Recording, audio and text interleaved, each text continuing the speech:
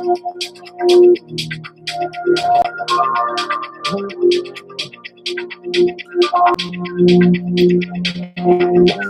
right, here we are. Welcome, guys. Hello. Good morning. I hope you're doing well. I'm doing. I found a better arrangement for all of my cameras. I only have two, but last time I did Instagram, Facebook, YouTube. I had this kind of situation where I was dodging around, looking at different angles, and it wasn't very good. I don't think it looked really good, but I think I got good lighting. Something that for any of you who are doing online stuff, something that you really underestimate when you really start to take it seriously is lighting, audio, um, positioning, background. You know, how does it actually look and sound from the other side? It's really if you want to be taken seriously, those little pieces are important. So, anyways, I'm not going to talk too much about technology. Hopefully, I'm going to adjust my mic here. Hopefully, there we go. I think that's going to be a bit better. Ooh, this is perfect. Welcome. I'm feeling quite tired today, so I don't know what this is going to look like. My body feels a little sore. My mind feels a little racked, and I was trying to kind of come up with what I wanted to talk about today, and there was a part of me that just wanted to talk about training because I'm feeling quite inspired by what I'm doing, and I'm trying my best to put together some really great content for everyone. It's been a long process of trying to refine the important things that I want to share with people, and how to do it in a responsible and cohesive way. But today I wanted to talk a little bit about rotational training, which this may not be the esoteric, rambly, ridiculous morning rambles that you're. Good morning, Miranda. Thanks for joining me again. This might not be the crazy kind of ramble that I have been doing, but I am a big part of what I do and what I'm passionate about and why I'm online in the first place is to help people move better, and that's the main thing that I do. I also do other things. I do coaching and I do body work, but a big part of why I'm even doing this is to talk to some of you out there who want to train better and move better. So if you're interested in that, then this is going to be the one for you. If you're not, then maybe there'll be other ones that will be better for you. I'm going to close this because I'm looking at my face. P.S.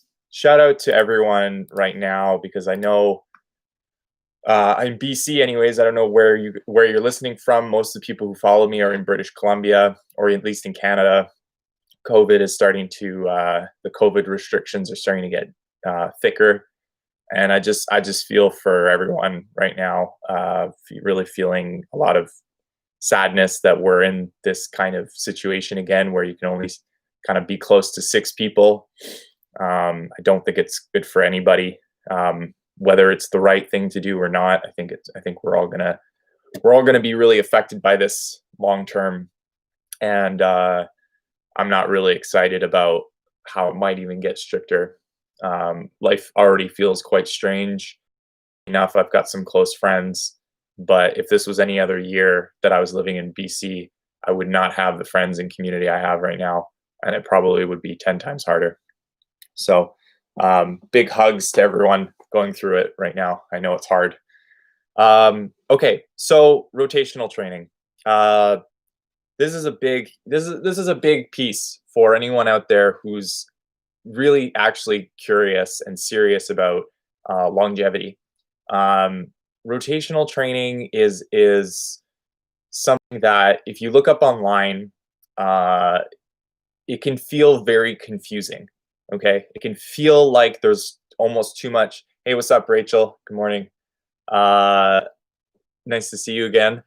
Uh, it can seem really confusing. You can look at a lot of the information and go like, "What the fuck are these people talking about?" Like, what is this transverse plane? You might have heard that term. Why is everyone making it sound so complicated? Because it's the reason, and a big reason for that is because it has to do with athletic performance and power.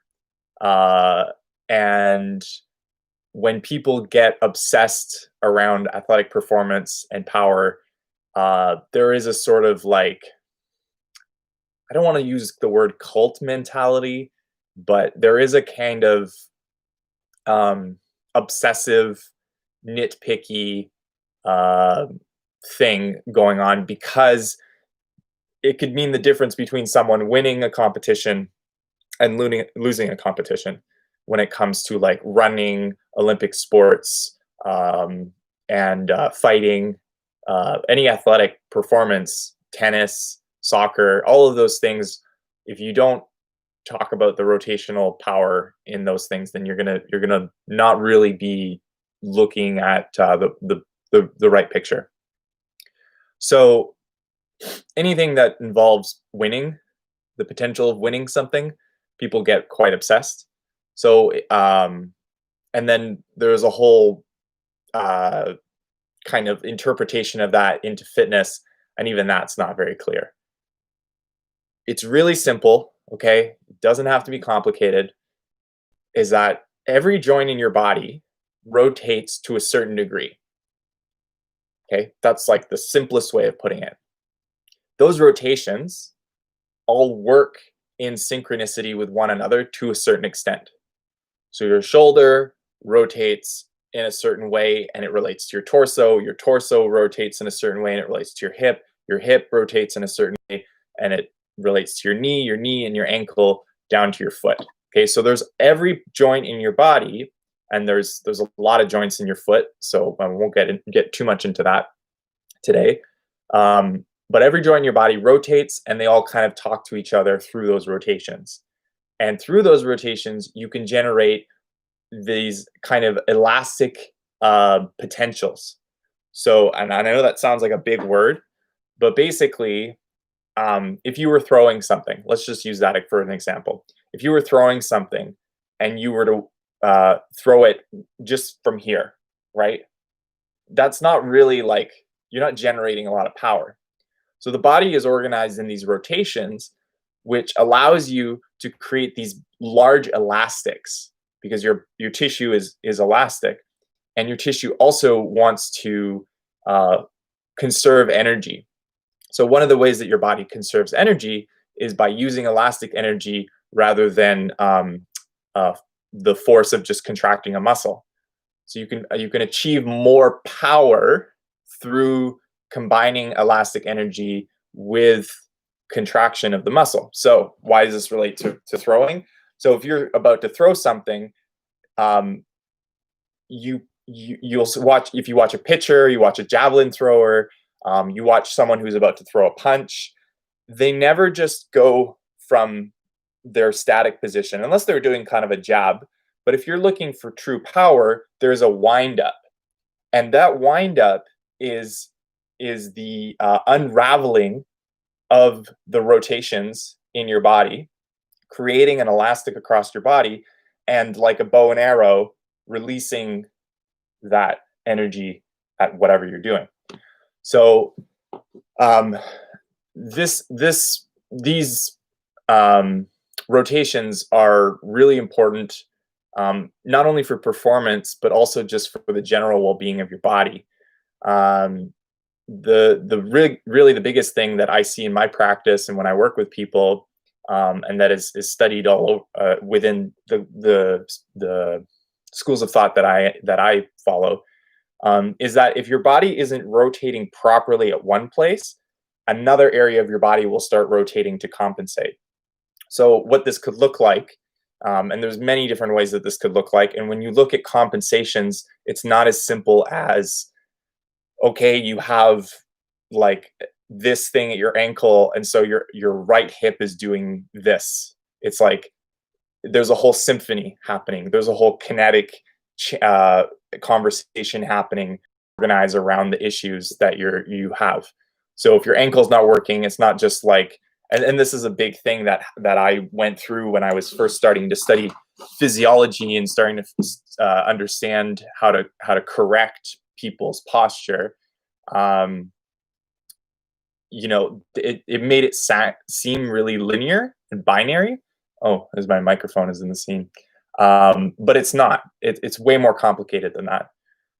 But what it could look like is that if you weren't rotating well at your hip, and you couldn't get like an external rotation at your hip, what would happen is in order for you to get your foot or to move your leg, your torso would swing that leg forward. So I'll show you really quickly. So instead of this part of your body, so this is your hip. Okay, for those of you who know zero but anatomy, I'll make this really simple. There's a big bone here. It goes into a kind of a hole or a socket here, and it rotates. It goes inwards, it goes outwards. So if this doesn't go outwards, if you have no control over this part, then what can happen is that this part, your low back and your torso will start rotate.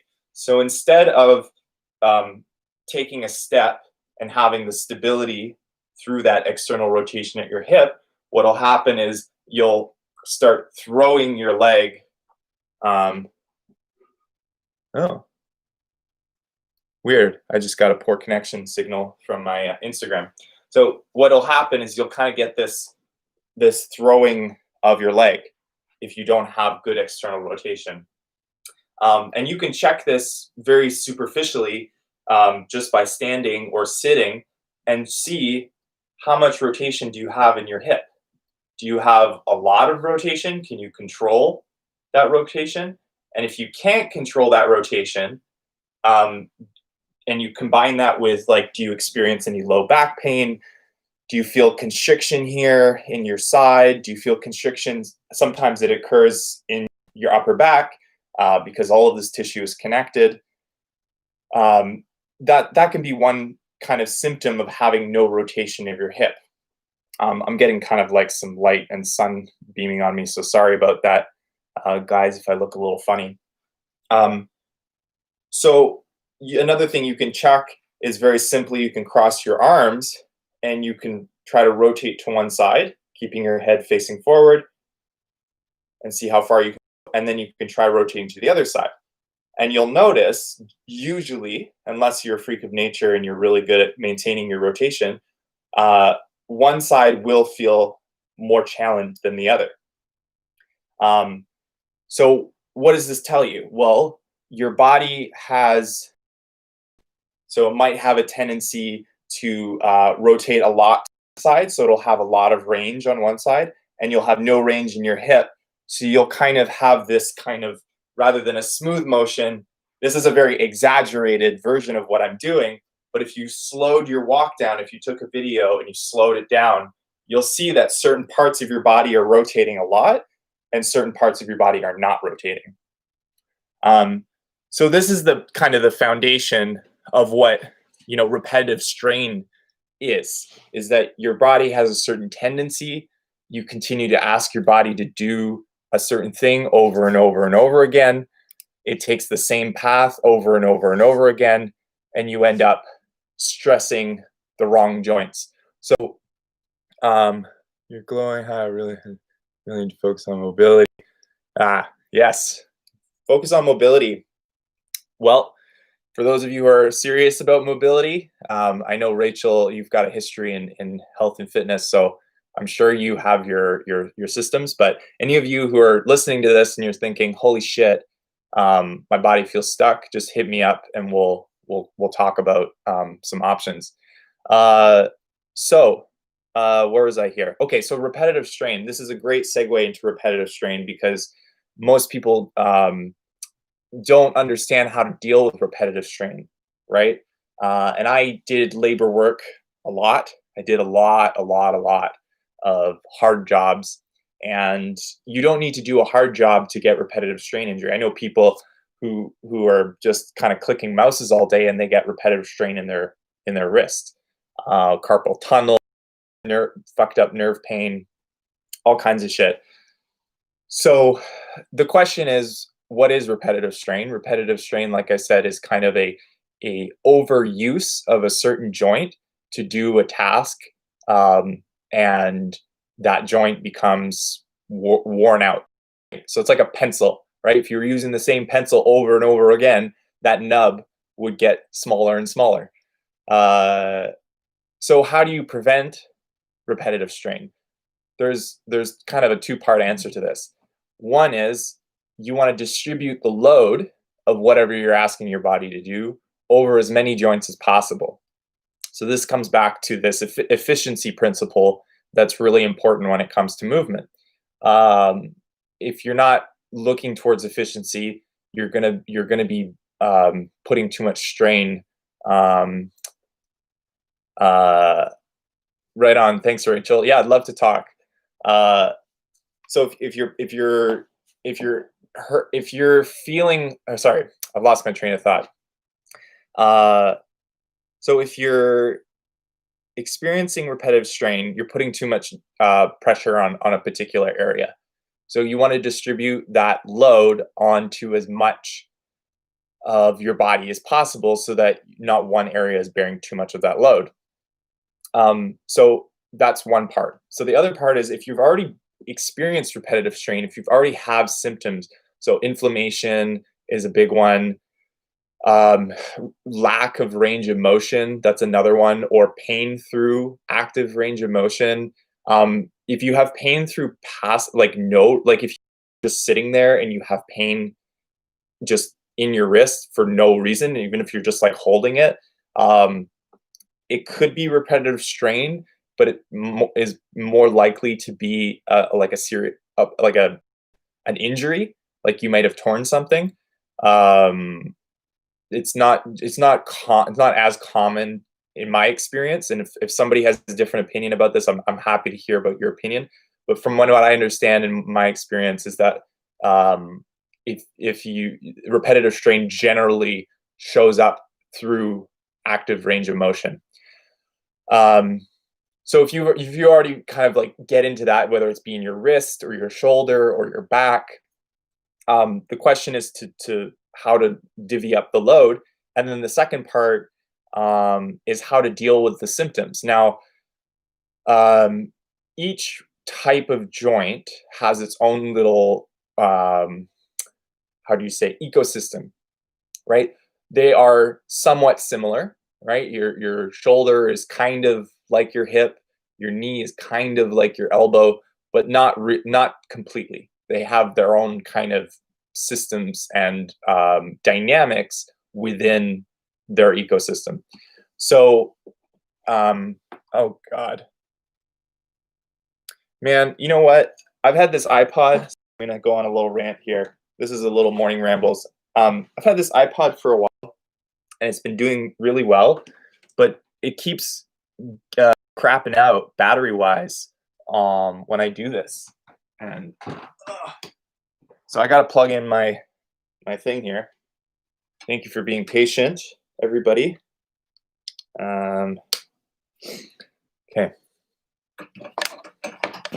This is hilarious. And I have to unplug my microphone, which is kind of sad because I know the sound quality is better with microphone. Okay, we're gonna do one more thing.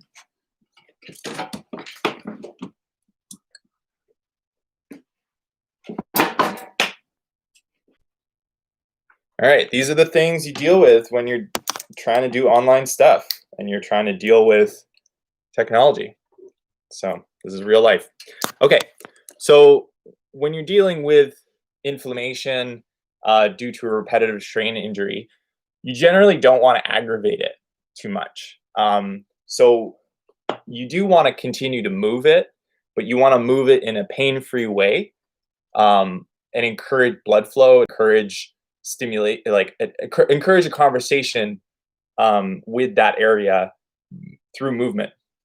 Um, with the right body worker and the right person, um, manual therapy on an area that has repetitive strain can potentially help. but it has to be, in my experience, it has to be in conjunction with movement. Just that won't do very much. Your body wants to move. Um, your body, the conversation that you have with your body is through movement and through tension. So if you're not moving, you're missing kind of the foundation of how your body heals itself. Um, Vitality, like I said in another movie, in another video, vitality only comes from engaging with your tissues through movement. So if you're not moving, then that area is not vital. And if it's not vital, then it's not going to be able to take care of itself. And I've mentioned this a few times, which is that we're kind of naive in thinking that we can control the body. It's a totally different frame of mind. How do I allow my body to do what it innately does, rather than trying to like force it to do something? Mechanisms and like things that are going on in your body, there's thousands, millions of connections that are going on that allow it to do what it's doing, and you can't really tell it what to do, but you can allow it to do what it's really good at if you allow it the right circumstances and the right environment. And this is why, and I've not done too much research on this, but this is why kind of fasting is really good, because it's giving a pause uh, to a system that probably is overworked. Like we're all kind of inflamed to a certain extent in a North American culture. And so if you give a pause, rather than trying to dump medication in it or give it more stimulation, if you give it a pause, it might just go ahead and clean itself up. And if that's a very oversimplified version of what fasting is, you can correct me. I'm happy to hear what of you who know a lot about that. Please reach out and tell me more because I'd love to know. So repetitive strain. So we talked about redistribution. Okay, so here's the I'll give you a scenario, right? So you're asking, how do I distribute the load? Okay, how do I make sure that I am not constantly whittling down that pencil, like I was talking about, like just constantly using that same joint? Well, there's kind of two ways. One is variability. Okay, so variability. This is a really important concept that I teach everyone, and if you hook onto it and you kind of really understand it, your life will be so much better. So your body, when it organizes a movement, um, it doesn't make, first of all, it can't replicate a movement. That's not possible. Okay, so every time you make a movement, it's its own thing. It's totally different. So the idea that somehow you're going to do a deadlift or a bicep curl or whatever, every time you do it, there's going to be more or less nervous innervation of certain tissues in certain areas, right? So there's never going to be a duplicate. But if you want to encourage your body to be good at as many of those variable movements as possible, then you need to practice and offer those opportunities to your body. So I posted the other day on my Instagram that I did a workout, and part of that workout was doing deadlifts. But I didn't just do deadlifts in a traditional sense. So I'll show you. This is kind of, and this is this is another kind of a simple example. But, you look at your traditional deadlift or your, basic deadlift, hip width apart, toes more or less facing forward, knees tracking over the thing, right? Come down, upper body straight, come down, pick up the kettlebell and come up, right? So that's how you kind of see a deadlift. But that's not what life is. Life is this, right? Life is, I'm picking up here. If you watch sports, legs are in all kinds of positions. So when I was doing my deadlift session, I did it at hip width. I did it with feet closed. I did it with wide. I did it with toes facing out. I did it with toes facing in. One really fun one is to do internal rotation of your tibias, and really focus on bringing those toes. I don't know if you can see here. Here we go. So those toes, my bike's in the way, but that's okay. We're adapting. So really turning those tibias in relation to the femurs getting that external rotation of the femur, internal rotation of the tibia, getting some small movements here. So this variability will train different tissues at different angles, or the same tissues at different angles, and that's going to help distribute the load. So if you train that way and then you go into real life, which is unpredictable, chaotic, and nonlinear, your body will be better prepared for that, right? So this is why, during the day when I'm working, I'll take my mouse and I'll switch sides, or I'll change the angle of my body, or I'll sit my knee up like this, or I'll move my body like this. Like, just keep changing the situation in which you're doing the thing. And you'll see your body will start feeling quite different if you're conscious and aware of where you're moving and when you're not moving. And so anyone who's kind of like struggling with chronic pain, and chronic pain can look a lot of different ways. I don't want to pretend like it's a simple term, but if you're dealing with like chronic shoulder pain, for example, this is a common one. Everyone has upper trapezius pain. It's like a pandemic or an epidemic of pain. A lot of people do this thing, right? Stretch, whatever, right? But like I said, your body wants vitality and it wants variety and variability. That doesn't move will continuously get better at not moving. So rather than doing this, which is not terrible, it does maybe something, move that area. Spend time introducing as much variability, up, down, move your neck, up, down, look up, down, back, forward. Create some variability, because that's what it needs. It needs variability, just like every other part of your body.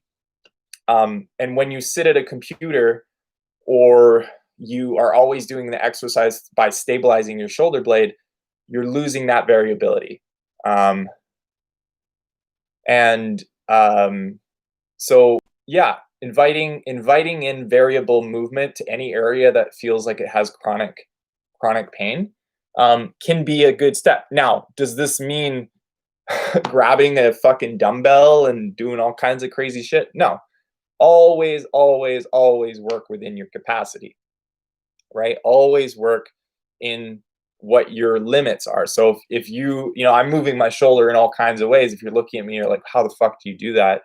Because some people can't do that, and that's okay. Just move a little bit. Get some blood flow. Touch is a good way of stimulating the tissue. It's not going to solve it, but it can invite more presence. So combining the two, gentle touch, not digging, don't abuse yourself. Gentle touch with some variable movement is really good. Now, the other thing I'll mention is that the biggest mistake, in my opinion, that treatment people do, and that the internet is really good at promoting this thing, is that a trap problem is a trap problem. No, trap problem is not a trap problem. A trap problem is likely a lack of movement problem. So if you're experiencing low back pain, shoulder pain, whatever, before you go down the road of getting a specialized help, before you go down the road and going, oh, I think I have a fucking burst disc or whatever thing that you found online, I think, herniated disc or whatever, just move more. Just take a couple days or a week, go for more walks, take some time to roll on the floor, do something that engages your whole system in a way that makes you feel happy and playful for a week, and see what happens. And you will probably notice that pain will either reduce or oh my god, I just realized I have this cable. Oh, this is hilarious. The cable from my my device. This is so funny. I love how unpredictable life is. Um, Cable from my iPod right in front of the camera of my computer. Oh, I love it.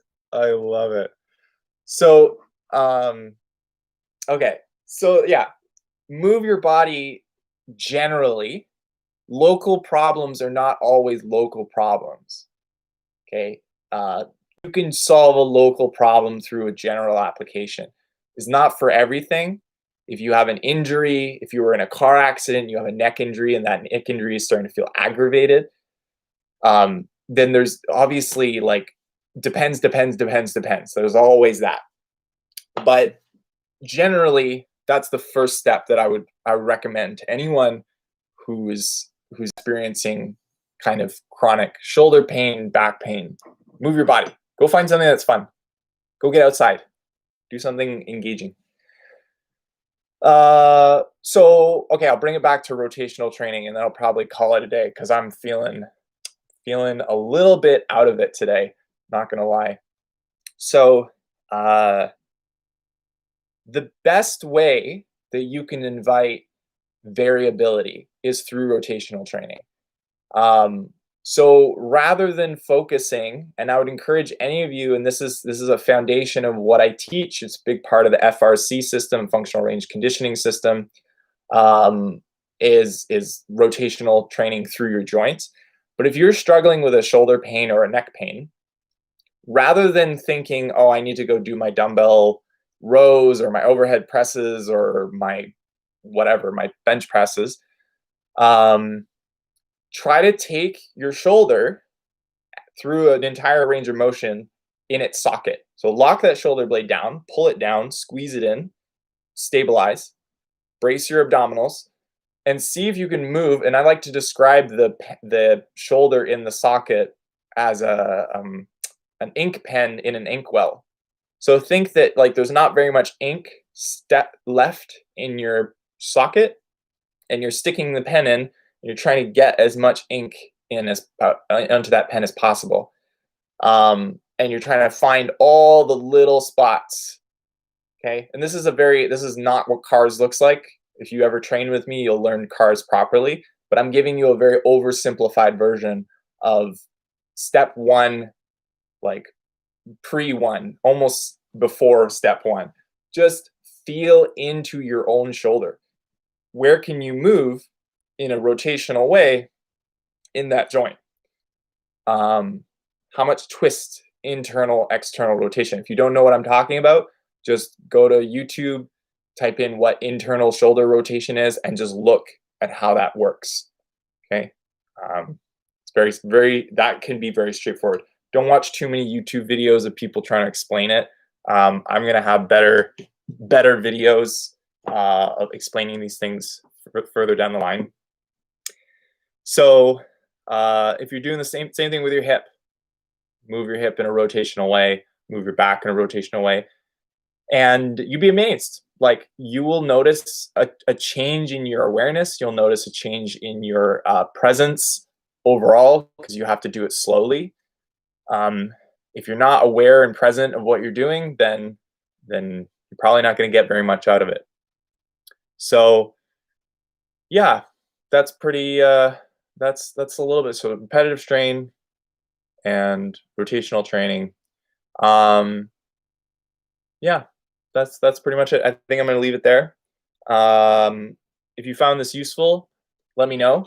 And if you didn't find it useful, then tell me how I could be more useful to you, and I'll do my best. And I look forward to seeing you tomorrow. I think I'm going to do you're very welcome, Rachel. I think I might do another mobility thing. I might make it less than 50 minutes. Last time I did a mobility thing, I did 50 minutes, and that's really important to take your time doing it. But I think Fridays are going to be movement days where I actually teach something. That's my idea. Anyways, so much love to you guys out there. I know COVID is crazy.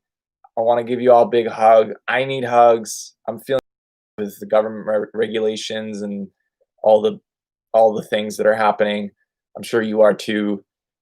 Um, I really hope that we can get through this. And yeah, much love to all of you. I look forward to hearing your experience exploring rotational training. And share this with a friend who doesn't know about rotational training. All right. See you guys.